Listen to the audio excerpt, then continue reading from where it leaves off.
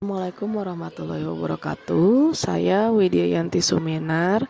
Saya calon guru penggerak rekognisi angkatan 15 yang difasilitatori oleh Bapak Munajat. Di sini saya akan melakukan praktik baik budaya positif kepada sekolah-sekolah yang memang belum ada guru penggeraknya. Salah satu sekolah yang saya buat dokumentasi videonya ini merupakan sekolah yang memang belum terdapat guru penggeraknya, sehingga saya dapat mengimplementasikan budaya positif di sekolah tersebut yang didukung oleh ibu kepala sekolah yang luar biasa.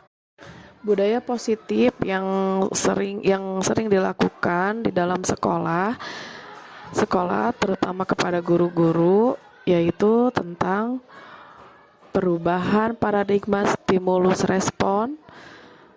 Kedua, konsep disiplin positif. Yang ketiga, keyakinan kelas. Yang keempat, pemenuhan kebutuhan dasar manusia. Yang kelima, posisi kontrol guru. Dan yang keenam adalah segitiga restitusi.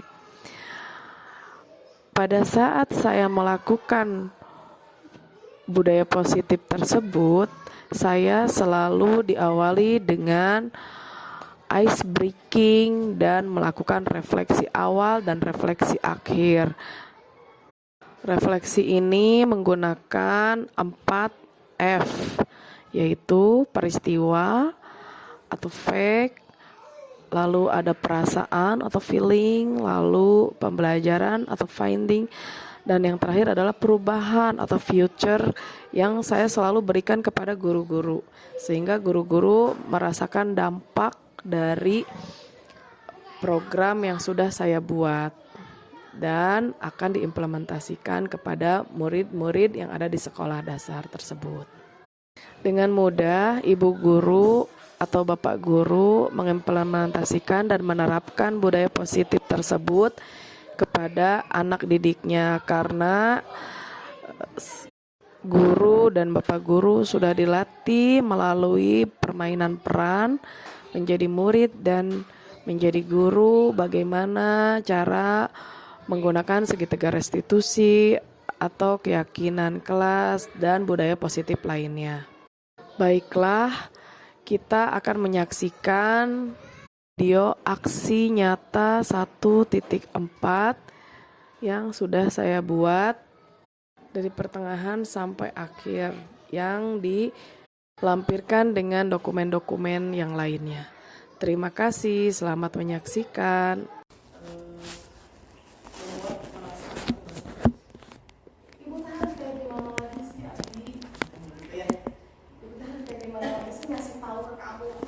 Gimana caranya? Kenapa kamu tadi ulang aja nggak pernah ngerjain? Ini contoh. Anak menjadi merasa bersalah ya, ibu dan bapak. Itu pembuat rasa bersalah. Itu jangan salah ibu dan bapak. Ibu sebagai ibu pun ke anak-anak pun sama. Pada saat ibunya bersalah, kamu teneng, saya ke anak sendiri pribadi ya, anak kandung. Kamu teneng, mending kayak gitu-gitu aja. Atau ibu harus kayak gimana lagi, mama harus kayak gimana lagi sih biar mereka kayak gitu. Itu buat anaknya don. Akhirnya dia bisa saja menyakiti diri dia sendiri. Saya menjadi anak tidak berguna. Saya menjadi anak yang selalu salah. Gimana saya ingin membanggai orang tua, saya udah gak akan benar menjadi anak. Bisa jadi nyimpang, menyakiti diri sendiri, bunuh diri, ada sampai seperti itu, ya. Itu biasanya kasusnya di SMA. Lalu anak belajar untuk menyembunyikan kesalahan, hukuman, karena takut dihukum, seselumputan bohong akhirnya. Sama kadang anak sendiri kadang ada seperti itu, karena dia takut akhirnya dia menghindari hukuman dan sebagainya. Lalu marah, rasa bersalah, dipermalukan, merasa tak dihargai. Ya, benar nggak sih? jenis hukuman. Lalu lari nih ke kurikulum merdeka. Kurikulum merdeka ini larinya ke konsekuensi, ya. Sesuatu harus terjadi, ya, membuat anak merasa tidak nyaman dalam waktu pendek. Memang tidak nyaman karena anak-anak sendiri yang membuat masalah. Tapi itu dalam waktu pendek. Pada saat dia menyadari, oh iya, saya memang salah di sini. Saya nggak akan lagi mengulang seperti ini. Pada saat dia memiliki kebiasaan yang baik, dia ingat kebiasaan buruk. Oh iya, saya setelah menjadi kebiasaan baik tidak akan dihukum. Jadi dia menyadari diri dia sendiri. Stimulus, tanggapan, mendorong anak agar mudah menyesuaikan diri, ya, konsep diri, ya, lebih konsep diri. Lalu mematuhi peraturan, kehilangan hak, dibuat tidak nyaman, diasingkan untuk sementara, tapi diasingkannya untuk sementara, kesananya sehingga. Itu perbedaan hukuman dan konsekuensi. Oke, ini lalu apa sih restitusi? Ini yang selalu dijadikan bahan untuk dan bapak. Poin pentingnya dan bapak, ya. Mereka bisa kembali pada kelompok mereka dengan karakter yang lebih kuat. Oke, jadi segitiga restitusi ini memilih harus apa? Anak harus memiliki kesadaran. Jadi bukannya dia diperlakukan salah, tapi dia harus memiliki kesadaran. Betul nggak sih yang sudah dilakukan itu? Ini sangat berguna sekali untuk pribadi, untuk anak, untuk guru, sangat bermanfaat. Oke, saya punya film. Ibu dan bapak mau nonton film nggak?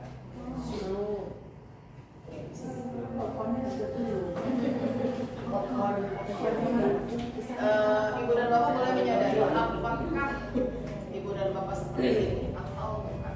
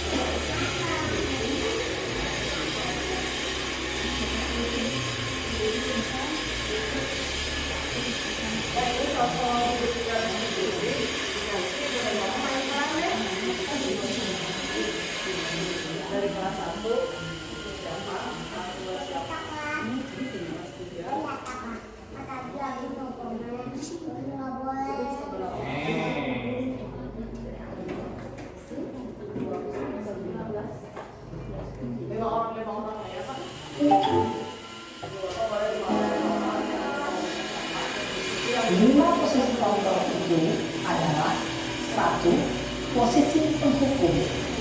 2. Posisi pembuat merasa bersalah. 3. Posisi teman. 4. Posisi pemantau atau monitor. Dan 5. Posisi manajer.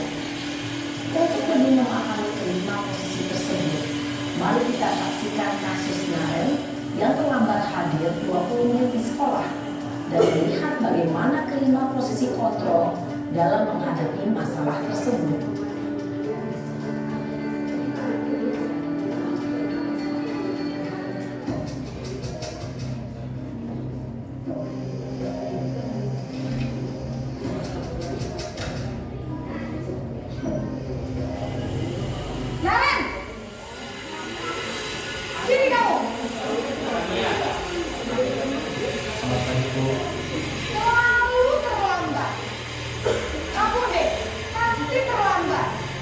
Maaf Bu, saya Apa coba?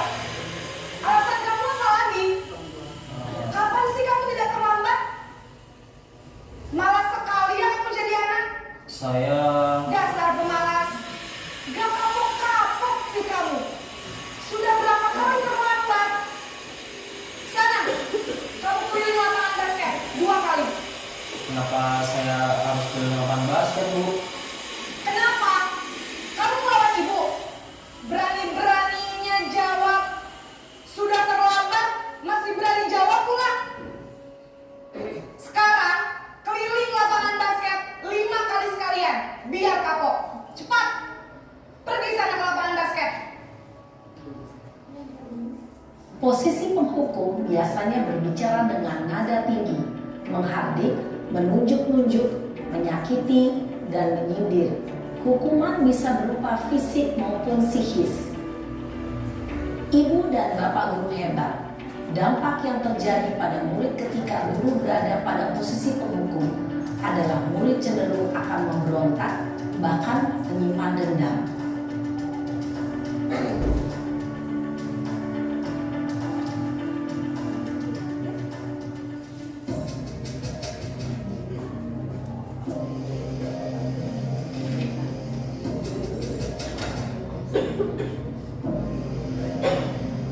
Naren!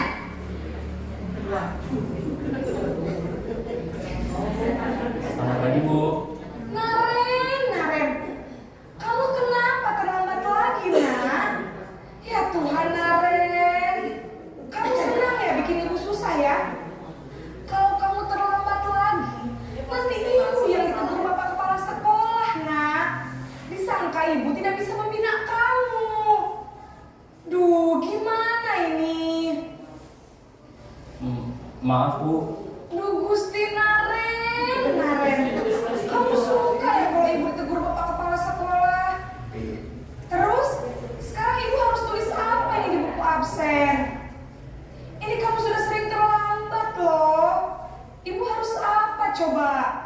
maaf Bu, maaf sekali. Ya sudah, lain kali jangan bikin ibu susah lagi ya nak ya. Ibu tidak akan kuat lagi kalau kamu begini terus. Bisa jantungan kalau ibu ditegur bapak kepala sekolah. Sana cepat ke kelas. Maaf ya Bu, maaf sekali. Posisi pembuat rasa bersalah berbicara dengan nada tenang, cenderung lembut. Namun kata-kata yang diutarakan membuat murid merasa menjadi orang yang gagal, memandang buruk dirinya sendiri, merasa tidak berharga, dan tidak sanggup membahagiakan orang lain. Ketika guru mengambil posisi pembuat rasa bersalah, murid akan menganggap dirinya yang bersalah dan ia akan menyimpan emosi negatif tersebut di dalam dirinya.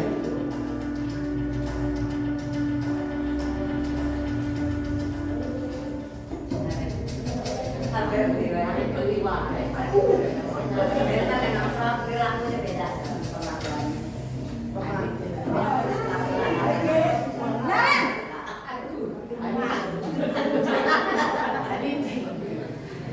Selamat pagi Bu. Wah, sudah jam berapa ini nak? Terlambat lagi ya sayang. Iya Bu, habis ibu saya lupa bangunkan saya Bu. Kamu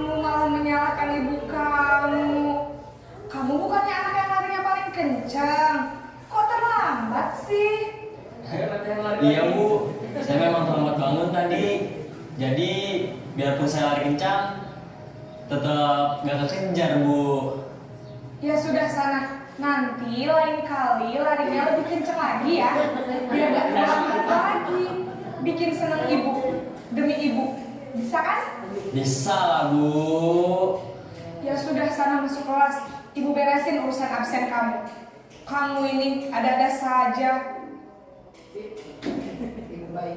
Dalam posisi teman, guru yang berbicara dengan nada suara ramah, akrab, cenderung bersenda gurau untuk menjaga suasana tetap santai. Murid akan merasa senang, aman, dan akrab dengan guru. Identitas yang tercipta adalah identitas sukses atau berhasil. Namun, perlu diingat, karena ini masih dorongan eksternal, maka ada faktor ketergantungan dari murid kepada orang tertentu. Di sini guru absennya, sehingga di lain waktu murid bisa berperilaku baik, namun hanya kepada orang-orang tertentu saja.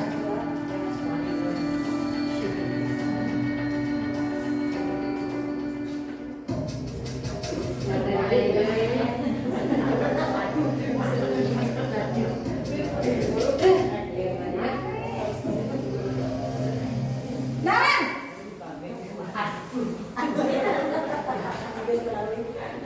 Selamat pagi Bu. Naren, apa peraturan sekolah kita tentang jam berapa kita harus masuk sekolah, nak? Kita harus di sekolah jam 7 Bu. Iya betul, sekarang sudah jam 7.20. Naren sudah tahu konsekuensinya jika terlambat hadir. Paham Bu. Saya harus tinggal kelas pas jam istirahat selama 20 menit. Iya benar, konsekuensinya demikian. Jadi nanti jam 9.30 pas istirahat, kamu harus tinggal di kelas, kerjakan tugas tambahan untuk ketertinggalan kamu, ya? Baik Bu. Posisi pemantau mengandalkan penghitungan atau data untuk mengontrol murid. Guru mengarahkan murid berdasarkan peraturan dan konsekuensi. Seorang pemantau menunjukkan bahasa tubuh dan ekspresi wajah yang datar dan cenderung formal.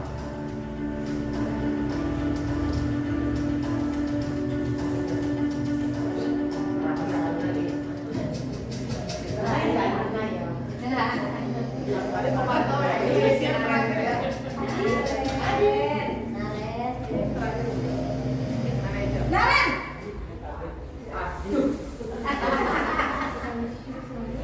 Selamat pagi Bu. Selamat pagi Naren. Maaf Bu, saya terlambat. Iya, sekolah masuknya jam 7, sekarang sudah jam 7.20. Jadi sekarang bagaimana ini Naren? Maaf Bu, saya lupa setel alarm saya semalam. Baiklah, menurut kamu, keyakinan sekolah yang mana yang perlu kamu tingkatkan?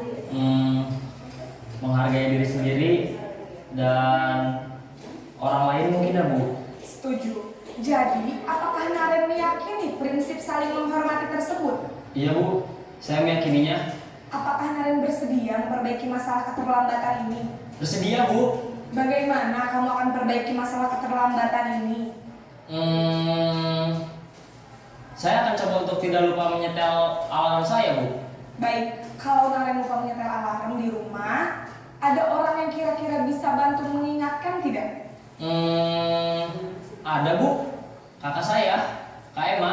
Ada lagi selain Kak Emma? Selain Kak Emma, ada ibu saya. Baik, jadi yang mengingatkan Naren adalah Kak Emma dan ibu kamu ya? Kira-kira akan mulai setel alarm kapan nih Naren? Setelah pulang sekolah, akan segera saya lakukan. Baik, jadi Naren akan setel alarm untuk bangun besok pagi dan akan diingatkan oleh kakak dan ibunda Naren ya. Ada lagi yang mungkin perlu dilakukan Naren agar tidak terlambat bangun lagi? Tidak ada Bu. Baik Naren, terima kasih untuk kerjasama kamu. Sekarang kamu perlu kembali ke kelas untuk belajar. Baik Bu, terima kasih. Posisi manajer adalah posisi kontrol yang disarankan untuk membimbing murid memiliki sikap disiplin yang positif, yaitu murid yang mandiri, bertanggung jawab, dan dapat memecahkan masalah. Tujuan dari posisi ini adalah agar murid dapat berefleksi atas tindakannya. Guru akan dengan tulus memberikan pertanyaan-pertanyaan bermakna, sehingga membuat murid dapat belajar dari kesalahannya dan mencari sebuah solusi untuk menyelesaikannya. Ibu dan Bapak guru hebat, setelah mengamati adegan kelima posisi kontrol tadi, kira-kira posisi mana yang paling ideal? Posisi mana yang Ya, Ibu dan Bapak. Menurut Ibu dan Bapak yang patut lima ya. Yang pertama kok membuat rasa bersalah. Yang ketiga bagaimana memantau. Menurut Ibu dan Bapak yang mana yang paling enak? Manajer ya. Tapi itu manajer yang tadi itu menggunakan segitiga restitusi. Jadi benar-benar harus melihat identifikasi dulu masalahnya, lalu divalidasi masalahnya, lalu dibuat. Jadi kita itu bukan hanya menyalahkan anak kenapa terlambat, tapi ditanyakan dulu kan alasannya apa, lalu agar tidak terulang kita mencari solusi. Tapi sebenarnya anak sendiri ya yang menemukan solusi. Itu namanya sistem coaching dan Bapak ya. Di guru penggerak itu pun akan diajarkan sistem coaching. Jadi kita mencari tahu masalah, lalu menyelesaikan masalahnya sendiri dengan jawaban yang misalnya gini, Ibu dan Bapak punya teman nih ya, teman Ibu dan Bapak punya masalah. Kadang kita suka memberi solusi yang udah kamu kayak gini aja ya, kayak gini aja gitu ya. Yang baik, coaching yang baik adalah Ibu dan Bapak mendengarkan, menjadi pendengar. Setelah menjadi pendengar setia, lalu Ibu dan Bapak mengembalikan kembali masalah itu dengan cara meng-coaching ya, mengidentifikasi apa masalahnya. Oke, kalau begitu kayak tadi, kira-kira agar kamu tidak seperti ini, kamu harus seperti apa? Nah, dikasih tahu tuh caranya. Dia sendiri yang jawab, dia sendiri yang menemukannya. Oke, siapa tuh yang bisa membantu kamu agar bisa terwujud tujuan itu? Kayaknya itu deh. Jadi akhirnya dijawab oleh guru tersebut. Gitu. Bukan oleh kita, karena yang tahu masalah Ibu dan Bapak, dan Ibu dan Bapak juga sebenarnya tahu solusi jawaban dari masalah Ibu dan Bapak. Hanya Ibu dan Bapak menutup jawaban itu. Karena Ibu dan Bapak mengetahui jawaban setiap masalah-masalah Ibu dan Bapak. Itu salah satu coaching yang ada di dalam Ibu dan Bapak nanti akan, kalau misalnya masuk ya, nanti akan diberikan stimulus bagaimana dari coaching yang terbaik di Indonesia yang mengajarkan Ibu dan Bapak menunjang motivasi intrinsik murid. Oke, kita kembali kita akhiri.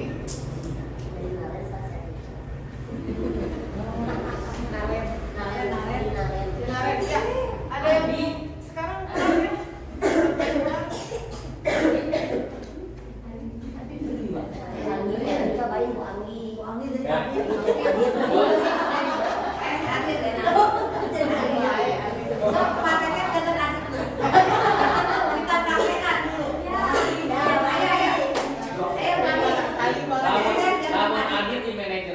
Lagi diomongin udah kemana sih Adit? Jadi tadi ya, kalah sama Yunan tadi. kita ciri-cirinya nanti Ibu dan Bapak kan main peran, jadi harus tahu ciri-cirinya. Ciri-ciri segitiga restitusi ini bukan untuk menebus kesalahan, namun untuk belajar dari kesalahan ya. Lalu memperbaiki hubungan. Tawaran bukan paksaan. Ditawarin oleh gurunya, Bapak ya, bukan dipaksa. Lalu menuntut untuk melihat ke dalam diri, mencari kebutuhan dasar yang mendasari tindakan. Ya, restitusi diri itu adalah cara yang paling baik untuk digunakan. Fokusnya pada karakter, bukan tindakan. Fokus pada solusi, ya. Bukan mencari kesalahan, menghukum kan, atau merasa bersalah, menyalahkan, bukan. Tapi mencari solusi bagaimana biar anak itu tidak terulang lagi besok harus seperti apa. lalu mengembalikan murid yang berbuat salah pada kelompok. Keyakinan kelas, tadi saya sudah menjelaskan ya, Ibu dan Bapak ya, hampir sama seperti Ibu dan Bapak membuat kesepakatan kelas, kayak misalnya, tapi harus diyakini kenapa pengendara motor memakai helm, otomatis buat keselamatan ya, itu kan tanpa harus dikasih tahu dia menggunakan helmnya sendiri ya, mungkin takut hilang, tapi kesadaran diri. Nah, keyakinan kelas pun begitu Ibu dan Bapak ya, harus didasari dari kesadaran diri sendiri dulu. Kesadaran yang ada diyakini oleh anak di dalam kelas dengan guru yang ada di kelas tersebut. Nah, seperti ini kesepakatan Ibu dan Bapak. Saya tadi melihat di dalam ruangan Ibu dan Bapak memiliki kesepakatan kelas luar biasa sekali. Ini salah satu contoh saja kesepakatan kelas. Karena zaman dulu itu nggak ada ya, makanya ini masih ada. Untuk sekarang mungkin sudah hampir semua sekolah sudah ada yang kesepakatan kelas ya, alhamdulillah. Budaya positif juga ya, termasuknya Bapak dan Ibu ya. Ini salah satu. Kami guru dan murid yang saling menyayangi. Kesepakatan kelasnya berarti harus diyakini kalau di kelas tersebut kita harus saling sayang. Murid dan guru harus saling sayang. Nah, seperti itu ya. Ini akan saya lewat karena Ibu dan Bapak sudah membuat. Ini juga dilewat ya. Asal manusia tadi ya, ada 5 tahapan. Posisi kontrol. Nah, ini dia 5 posisi kontrol ya. Ya.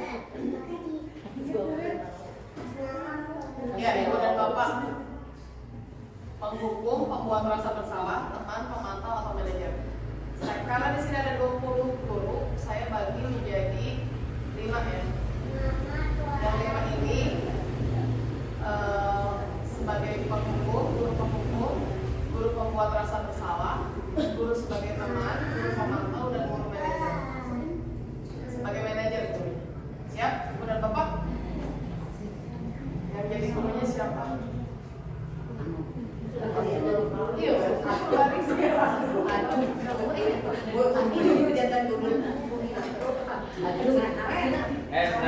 Narain bayaran lah. Nah, ini apa pertanyaan yang barusan yang romantik ini sebenarnya kayak merasa bersalah. Saya kecewa sekali dengan kamu gitu. Itu merasa membuat orang merasa bersalah atau menghukum. Kayak tadi langsung ngejas gitu ya.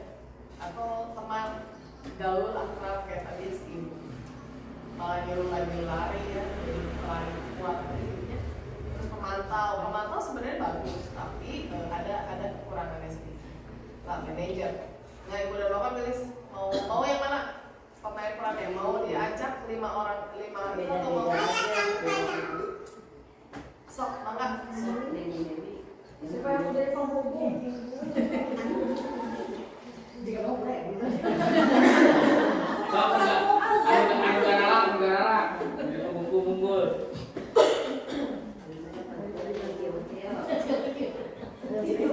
Dia mau bagus. Ayo Budia pilih. Lu jangan guruna saha. Yang kalem-kalem guru. Kalau hukuman galak. Gurena, Guru Asma, guru-guru. Bu ambil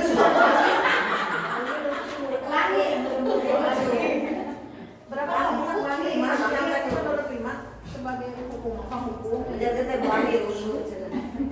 Atau nggak satu aja tuh ya biar waktunya nggak terlalu lama. Berarti kalau satu harus ada yang jadi murid dan guru aja sok. Jadi manajer langsung ya.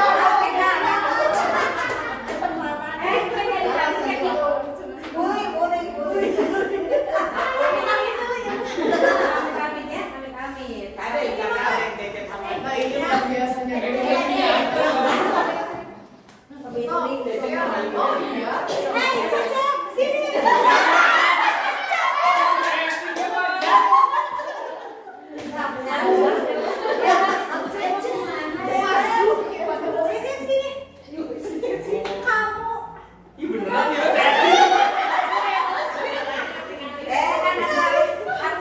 Makanya kamu beneran nggak? Kayak bisa. Aku udah hafal, aku biarin kayak kamu tanggung jawab. Jangan tanggung jawab. Kita berpanian.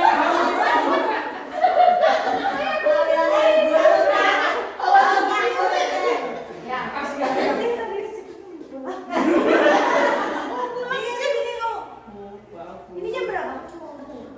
Di Jawa mah jam saya jam 3.15. Ya berarti kamu tuh jam 3.15. Buru-buru Oh. pagi-pagi. Pagi-pagi jam berapa ini? Jam 3.15. Ada jam nggak? Ada Bu. Kenapa tuan? Lagi nggak bisa melihat jam Bu. Jamnya mati. Berarti kamu nggak bisa baca jam ya di sekolah? Tunggu saat Nggak diajarin? Emang kan sama gurunya diajarin? Ini Gimana? masih lulus. Pokoknya kamu harus taat aturan. Harusnya masuk jam berapa? Tapi Bu. Iya, berarti sekarang jam berapa? Jam 7.15. Berarti telatnya berapa jam? Woi. Hebat ya. Itulah yang terjadi kalau di rumah. Seriusan.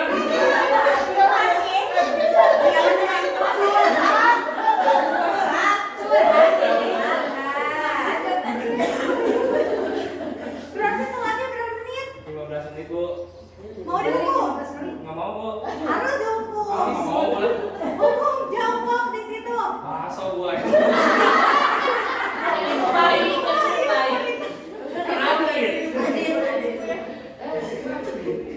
Dah. Oh, gitu aja. Oh, luar biasa. Ya. Sok yang restitusinya mana ini? Yang terakhir yang jadi manajer.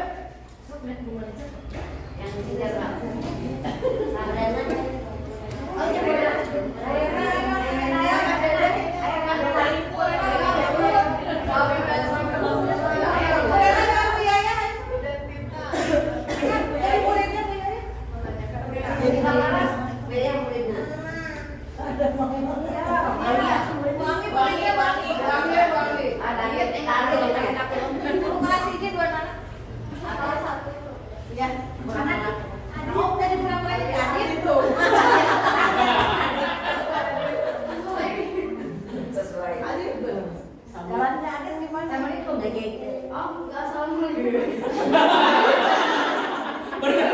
Emang bener gitu. Lekek kan tuh, lekek.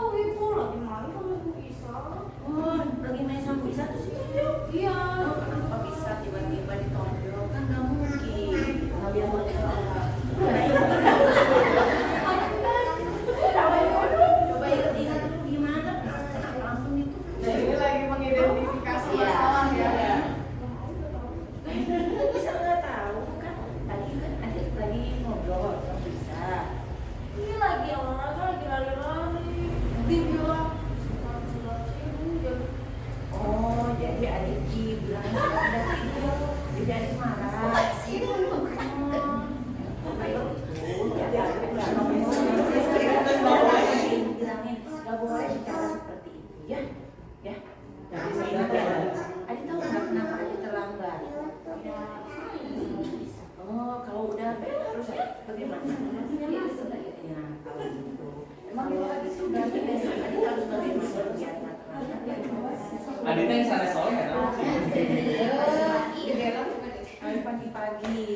pagi-pagi gimana datangnya biar nggak terlambat? Nggak tahu. Ayo. Kami minta keterangan biar nggak terlambat. Ya. Terus kalau udah datang ke sekolah jangan main dulu, ya langsung masuk ke kelas ya. Jangan takut kalau bisa. Kalau udah ada bel langsung masuk, ya. Nanti kan ada waktunya buat main, ya. Main sama Bu Paham? Isa. Cuma ada anak sekolah ya sekarang. Adik boleh masuk, boleh belajar ya. Sok duduknya di sini.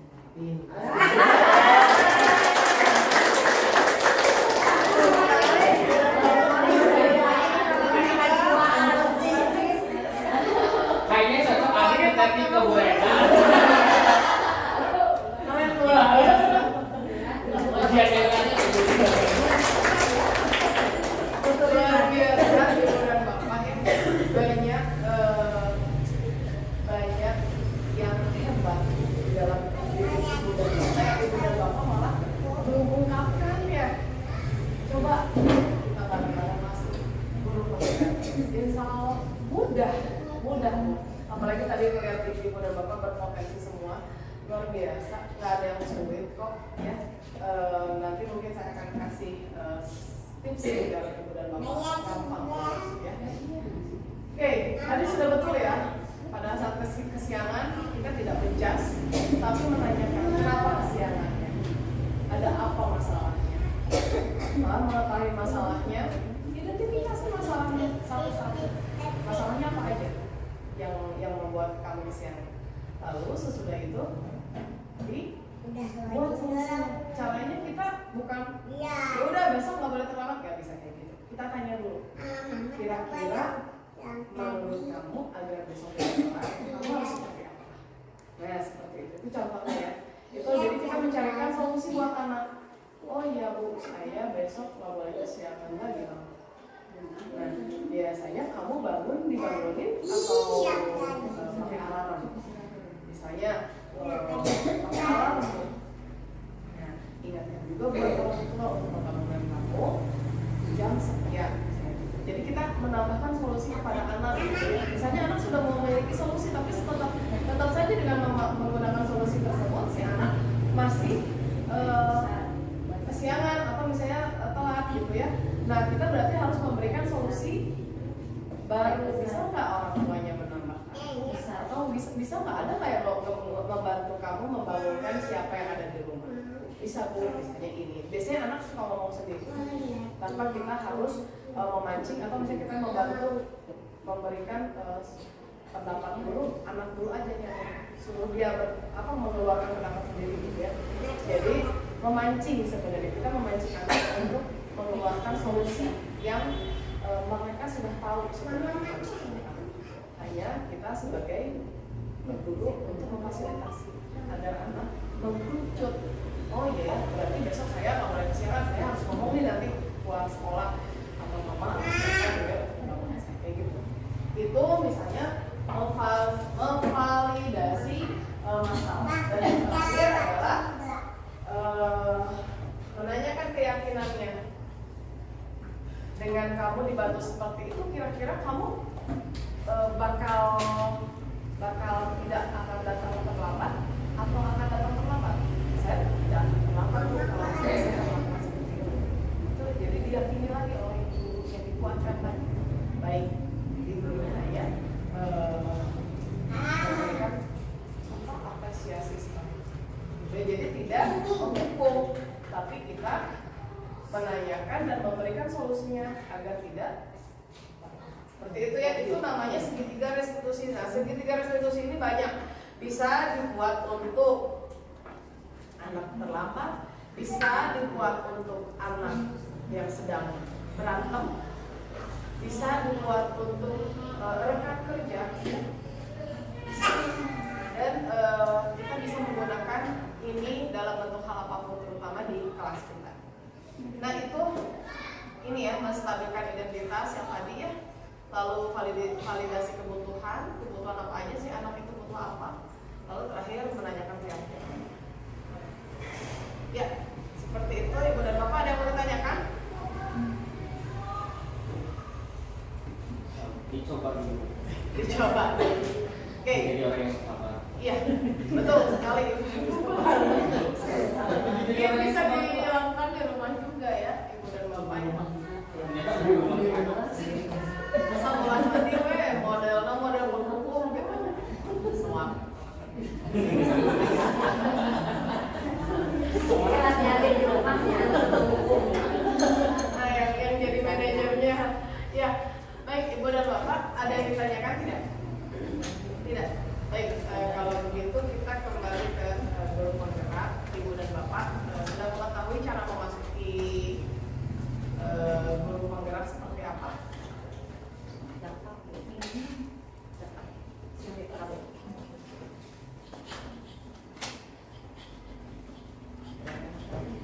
Ada yang tahu nggak cara memasuki guru penggerak? Kita cobain di sini ya. Iya, tuh masuk SIM PKB ya. Setelah itu jangan bisa ada. Ya masuk SIM PKB, udah masuk SIM PKB, nanti guru penggerak memilihnya guru penggerak. Nah itu saya kasih tahu dari sekarang ibu dan bapak, itu tidak akan selamanya ada guru penggerak itu ya. Sampai 14 katanya. Iya, Sampai kanan ini San. Kesana dari bapak. Sampai angkatan 14 kemarin informasi. ya. Sekarang udah angkatan 11.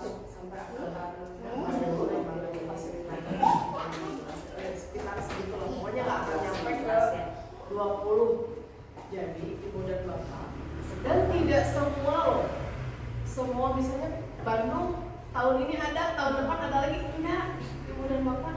Jadi kalau misalnya dibuka nih kuota di Bandung, segera daftar. Ibu dan bapak ini bukan tidak harus guru-guru yang cerdas, guru-guru yang tidak, ibu dan bapak kayak tadi penilaian anak itu unik ibu dan bapak, termasuk seperti lingkungan kita. Di lingkungan kita pun memiliki ini kan setiap ibu dan bapak juga kayak tadi ya melakukan presentasi di depan itu luar biasa. Yang tidak disangka-sangka saya juga baru tahu ibu dan bapak memiliki luar biasa ya menghayati peran gitu ya.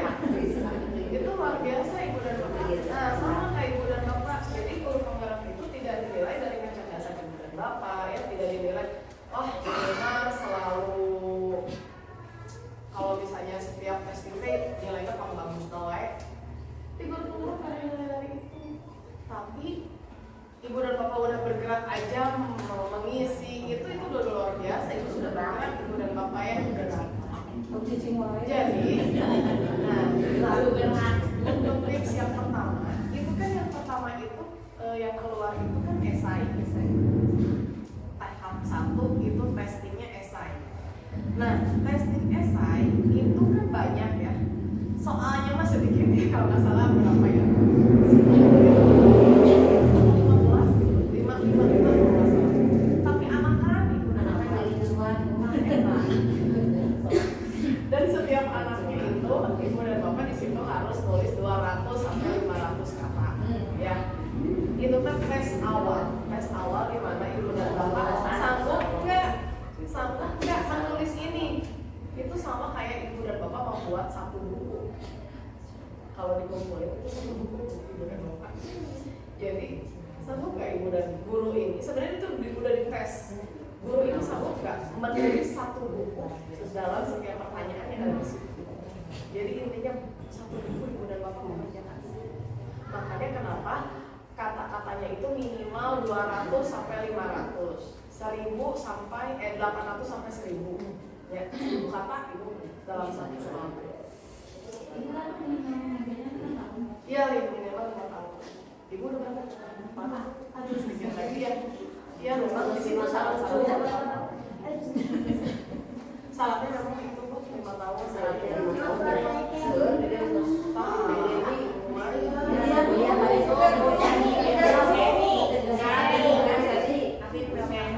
Dan tadi Aisyah kuliah macam, Bu, udah intek kan kita diukur-ukur. Iya emang nggak apa-apa itu. Ibaratnya ibu mengungkapkan diri ibu di situ sesuai dengan diri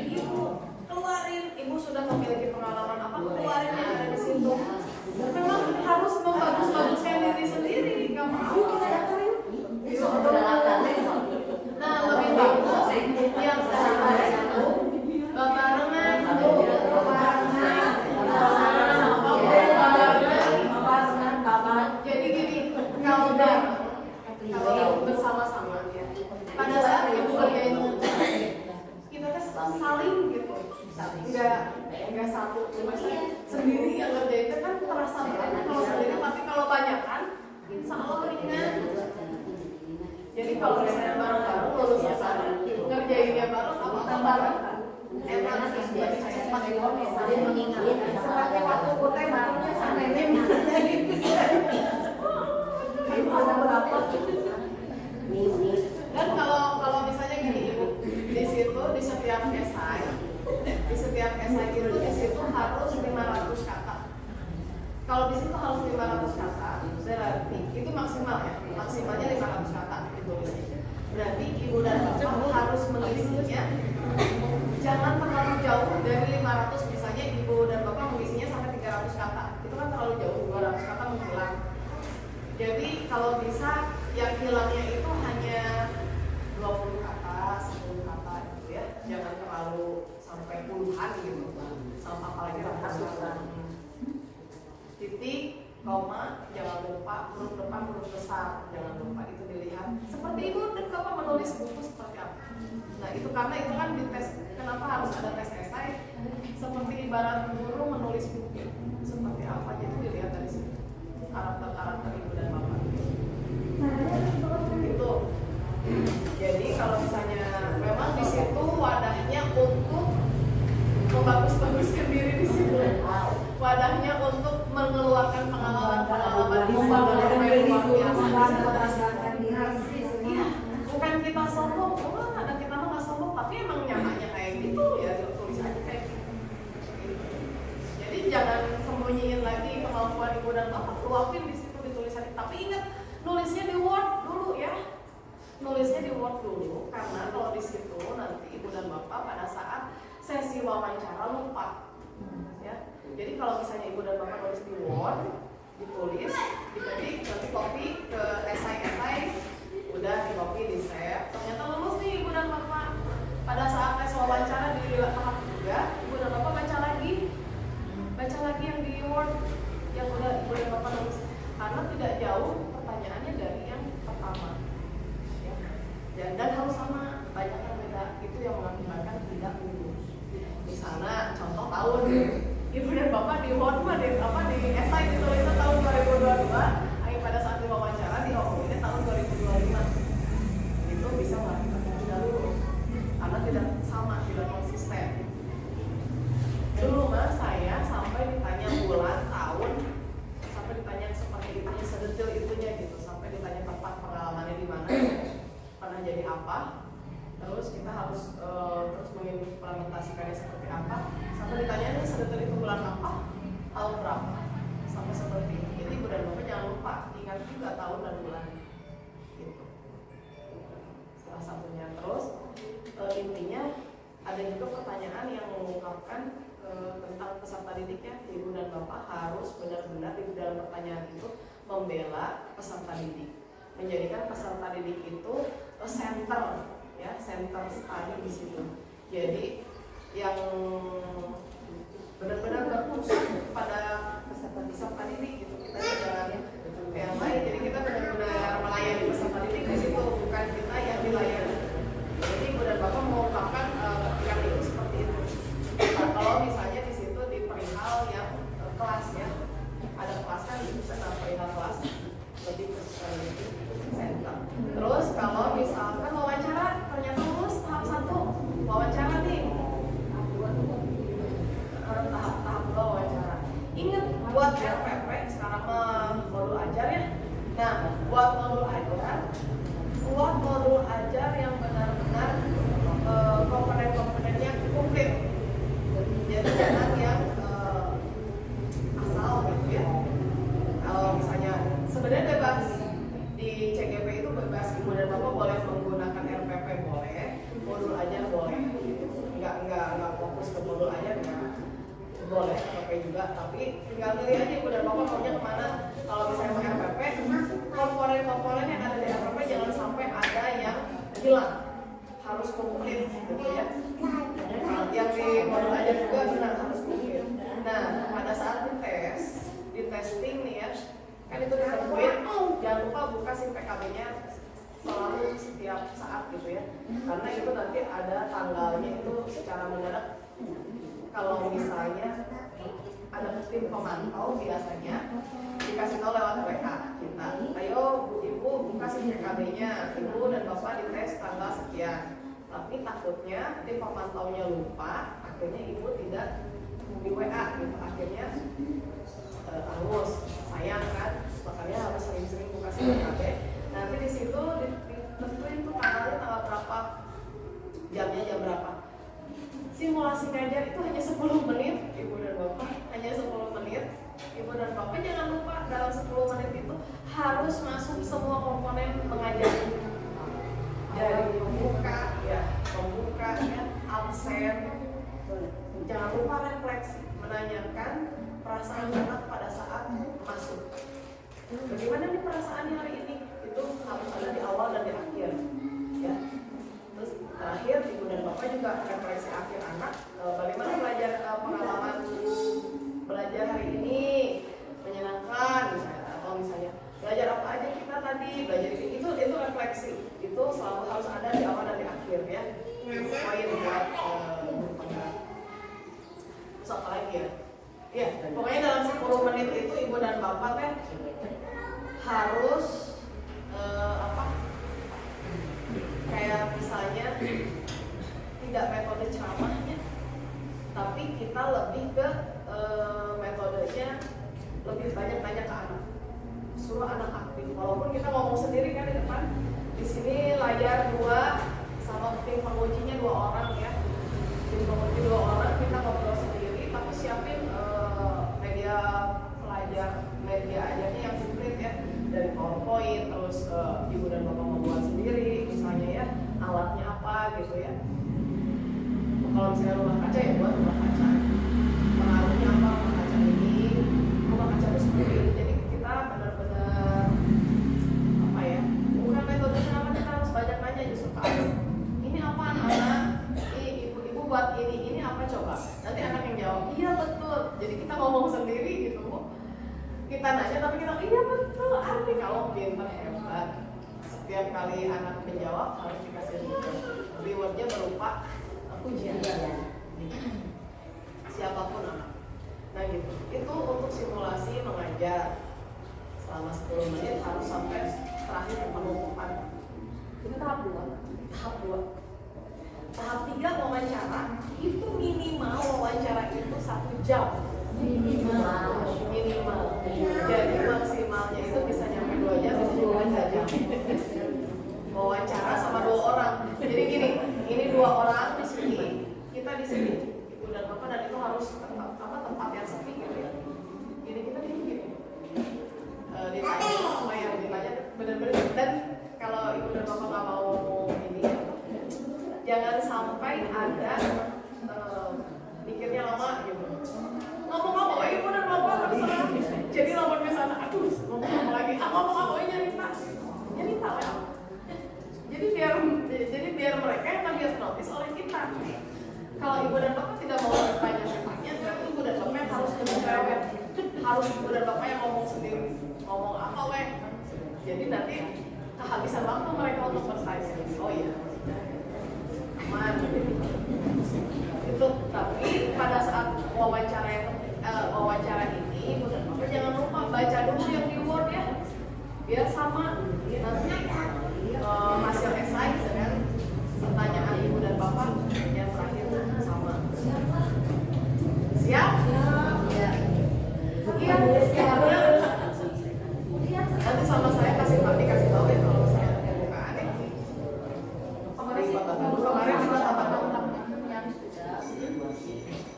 bilangnya sih katanya tidak seberapa dibanding PPG katanya, nggak ada apa-apanya ikutan aja gitu. Tapi kan harus dari diri sendiri yang mau takut gitu ya, sebenarnya dengan kegiatan yang lain tidak gitu. Per anak-anak gitu mikirnya juga kita belajar ke anak-anak di sekolahnya banyak meninggalkan anak nggak gitu. Baik, kalau anak gini kan CGP itu harus ada rukol alias kolaborasi bersama fasilitator. Itu 2 minggu 2 kali. Itu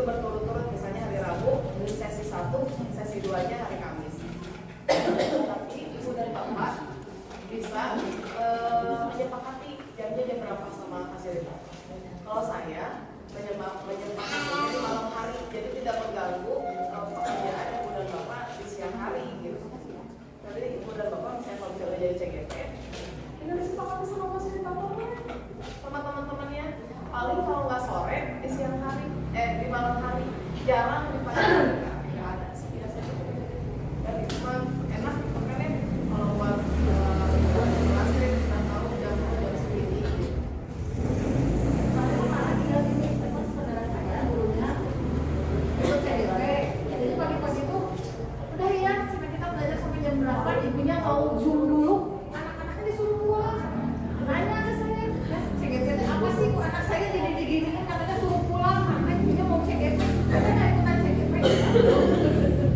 Saya gitu, kenapa sih kena ada CGP sampai anak-anak dikorbankan gitu? Padahal ini ya ada juga. Justru kalau untuk CGP sendiri itu sebenarnya dipermudah. Walaupun memang harus ini kan harus kelihatan mukanya ya, nggak boleh ditutup kameranya, harus dilihat mukanya gini. Tapi bisa kan? Itu ibu dan bapak bisa sambil ngomong gini ke anak. Kalau saya udah gitu, pas bagian ibu langsung ngomong. Itu nggak apa-apa. Tapi yang jadi masalah kalau fasilitator seperti itu tidak boleh. Itu yang nggak boleh. Kalau cek itu sambil ngajar, sambil gini, yang penting ada mulai, ada pergerakan. Jadi malah mengganggu kejuaraan kali ada salahnya. Ya, saya cek itu apa sih? Apa anak saya si Dede jadi gurunya teh sering nggak ada, jadi mau jumpa 2 minggu sekali sesi kolaborasi, sesi 1 sama sesi 2. Bukan seminggu 2 kali, 2 minggu sekali. 2 minggu 2 kali. Nah, selama 2 minggu itu ibu dan bapak kan kerjain LMS. Pas setiap malam ibu dan bapak kerjain. Tapi selama 2 minggu 2 hari ada sesi kolaborasi itu 2 jam setengah. 2 jam setengah selalu. Mau yang diskusinya, mau yang terus yang itu Bu, apa namanya? Lokal karya setiap hari Sabtu. Ya, ibu dan bapak ada yang mau ditanyain lagi? Sebentar.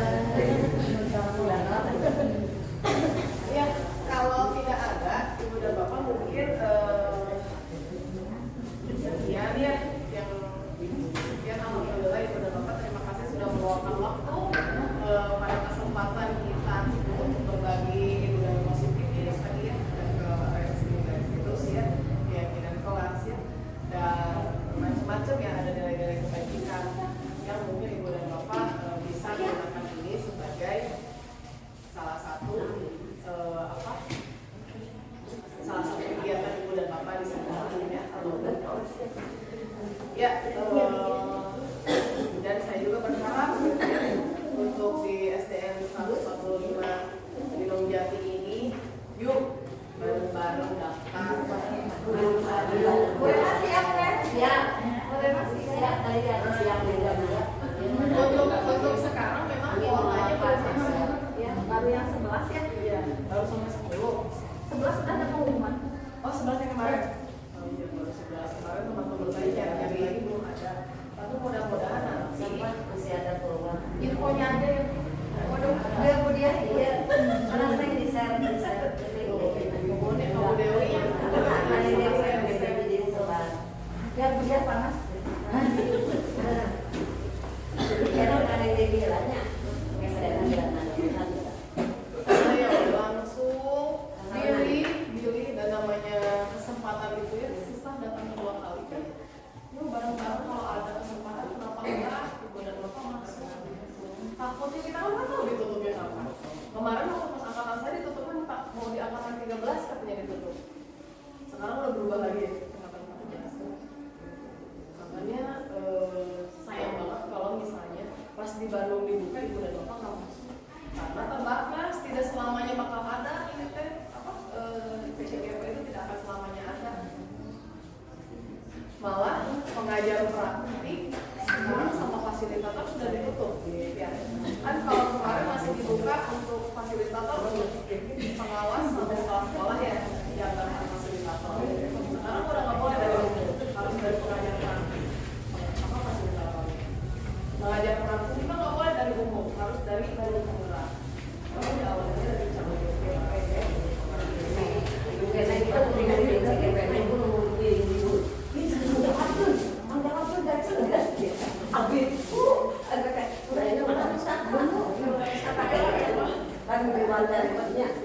sebab akibat dari itu ya tapi kalau ambil dulu kita nanti dia belum mau jadi nomor 3